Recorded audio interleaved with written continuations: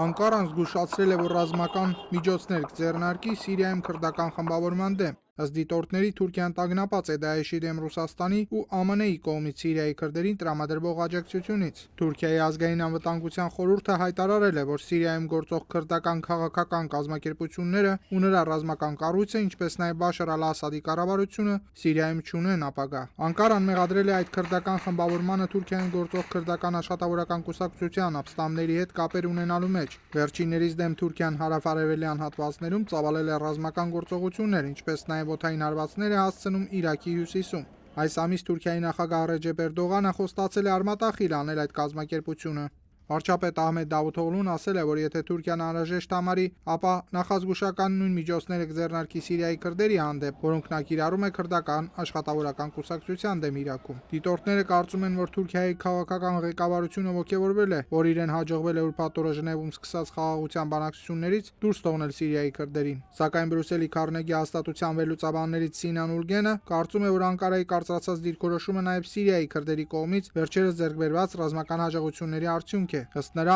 Անկարան բարկացած է Սիրիայում քրդերի դեպի արևմուտք ծավալվելու փաստից, սակայն Ռուսաստանի օդանավի խոցումից ի վեր Թուրքիան սահմանափակ հնարավորություն ունի արտացոլելու իր ազդեցությունը Սիրիայում, վախենալով Ռուսաստանի հետ պատերազմի սանձազերծումից։ Նոյեմբերին իր ինքնաթիռի խոցումից հետո Ռուսաստանը հակաօդային հրթիռային կայաններ է ծավալել Սիրիայում։ Իսլամական պետություն խմբավորման դեմ պատերազմում Մոսկվան եւս ձգտում է հովանավորել Սիրիայի քրդերին, որոնք արդեն իսկ աջակցություն են ստանում ԱՄՆ-ի կողմից։ Սակայն քրդական ուժերը այդ ռազմական թատերաբեմում գործող ամենաարդյունավետ գործուն ուժերից մեկն են, ինչը անտեսել հնարավոր չէ։ Սիրիայի քրդերը Թուրքիային մեղադրում են իրենց դեմ ցաք ու ցրիվ հարձակումներ իրականացնելու մեջ։